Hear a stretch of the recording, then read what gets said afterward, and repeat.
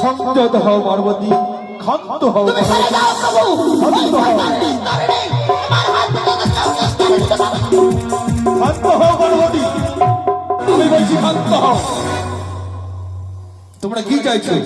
একটা ত্রিশূলী দেবতার মাঝে নিজেকে সতীত্ব প্রমাণিত করতে চাইছো? ওই পথ থেকে বলো ওই দক্ষিণের প্রাণ ফিরিয়ে দাও।